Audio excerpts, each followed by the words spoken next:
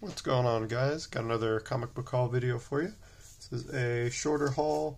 I picked up some books. These are all local shop pickups here from Louisville. I got 2 books from Book and Music Exchange, 2 books from Comic Book World, a few books from The Zone, and then a handful of Ninja Turtles books from Ultra Pop, which is not a comic book store. They're kind of a pop culture art store, I guess. They've got a lot of art books, and they dabble in pops and other collectibles too, and they just recently started selling comics, so I went there for the first time to dig through their comics and found some cool Ninja Turtle stuff. We're starting off with the books I found at Book and Music Exchange, though. This first one is the only dollar book in the bunch, so I figured I'd start with that since usually most of my hauls are dollar books. This will be the only one in this haul, so it's kind of weird. This is the Iron Fist Living Weapon #1. This book got hot for a while, about a year ago maybe, but it's down to probably about a $10 book now. But I picked this one up because back when it got hot, I didn't know that Kari Andrews does the art, and it looks like he wrote it as well. So that's why I picked it up. He's become one of my favorite new artists that I've discovered recently, so I've been picking up a lot of his stuff when I can find it for cheap, so I was happy to find that. Then the other book I got at Book and Music Exchange is this Wolverine #7. This one was $5. This is the first appearance of Joe Fixit. He's right there on the cover. Now the Wolverine 8 is the more classic cover, I guess. It's got just got Wolverine and Joe Fixit on there standing side by side. That one goes for more, I guess, because of the better cover. But this is the actual first. Oh no, his first appearance is the Incredible Hulk issue. I guess this is his first appearance with Wolverine, maybe. Yeah. So, well, that makes sense then, because I think the Incredible Hulk, that's his actual first appearance, goes for more than this, and then the Wolverine 8, I think that goes for more than. That's the most expensive of the 3, I guess. But I needed this for my Wolverine run, so I was happy to find that. $5 is about market price for it, so I was happy to find that. So that's all I got from Book and Music Exchange. And these next 2 books, they're both X-Files books from Comic Book World. This first one is Season 10, X-Files, #23. This is the retailer incentive. I think this is the 1 in 10. I picked this one up for $5. I think these will be my first 2 X-Files comic books. I was a big fan of the show when it first came on in the 90s. The movies I really enjoyed as well.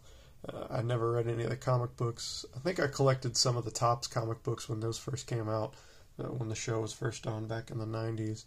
But I haven't read any of these the Season 10, and I think I did Season 11 as well. Yeah, because that's the next one's from in comic book form. But I like the cover here.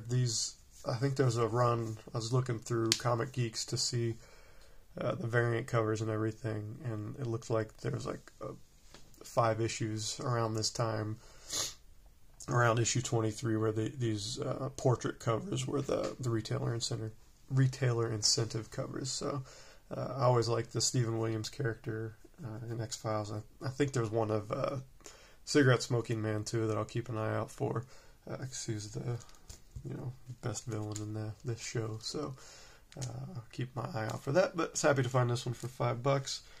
And then I got this one too. This one was $6. This is, let me open it up. Because the price tag is right over the number here. I think this is Season 11. Yeah, #3. Open it up here. Yeah, Season 11, #3, retailer incentive. It's kind of got the distressed look. It's got it's kind of like a sketch cover. That's kind of like heavy cardstock on the cover, but then it's got like the fading on there too. It's kind of a throwback to those old horror comics. So that was cool. And I only found one of these on, I think 1 or 2 listed on eBay. They're pretty expensive on there, so I was happy to find this one for $6. This, I guess, is, I don't know. So Home was a real famous X-Files episode from one of the early seasons, They showed it once on Fox, and it was deemed to be too graphic or gruesome. So even when the show got syndicated, they rarely replayed it. I remember when I was a kid, the first time I saw it, I think FX did a viewer's choice marathon where you could log onto the internet and vote what was your favorite episode, and Home was number one because it had only been shown maybe 1 or 2 times up until then. So that was the first time I had seen it. It's kind of a horror episode. It's about like this inbred family, and the mother is like a paraplegic, and they kill people, and like I think their bodies are like, they bury the bodies around the house and stuff.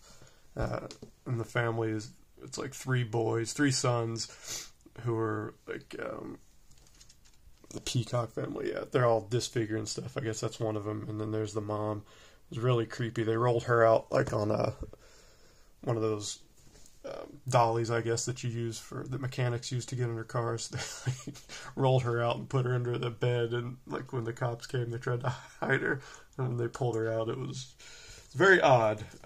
So anyway, all that to say that this was a very strange comic book from a very strange X-Files story, but I'd never seen it before, so for $6, I was happy to find it. So those are all the Book and Music Exchange and Comic Book World books. And then these next books, these are all Transformer books picked up from the Zone here in Louisville. They were doing a sale last week. It was Batman Day, so they're having 30% off all their back issues. So these were all $8 cover price, so 30% off. They're about $6 after that. And these are all retailer incentives. It looks like they had bought a collection that had a whole bunch of Transformers sub covers and retailer incentive covers. I showed some of those a couple videos ago with those. I got a sketch cover and then a couple of those Regeneration ones, I think. So same collection, I would imagine. So I'm slowly picking up the fun books from their back issues that they have. So this first one is number 30, retailer incentive. This one, I just grabbed this one because this is the classic scene from that first episode of season 1, Transformers, with Megatron and Prime fighting on the dam there with the ball and chain for Megatron and the axe for Prime. So I grabbed that. Got a cool Unicron cover. This is issue 32, retailer incentive. I'm not sure what's going on in the story or anything, but Unicron was the villain in the movie, obviously, so I'll pick up fun covers that have him on there. Speaking of the movie, got this killer Grimlock and Wheelie cover where they're busting down the door on the Quintessons lackey there. This is a favorite moment of mine in the movies. Anytime I see Wheelie and Grimlock together, I can't pass that up. And then we got another one. Oh, yeah, that one was issue 35, and this is issue 35 too. They must be RI1 and RI2 or RIA and B or however they designate them, but they both say retailer incentive RI on there, so I'm not sure. I imagine they were both probably just 1 in 10s.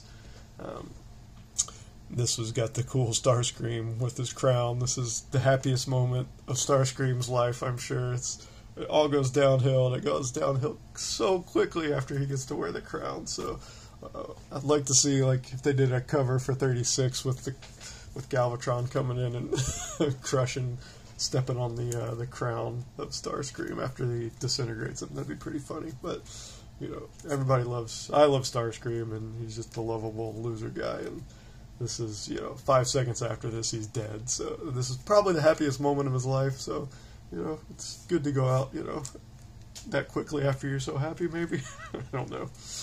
The last Transformers book, another Unicron cover here. This is 43.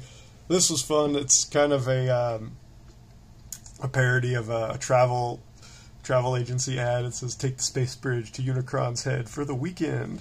Pan-Cybertronian Spaceways, the galaxy's most experienced faster-than-light space line."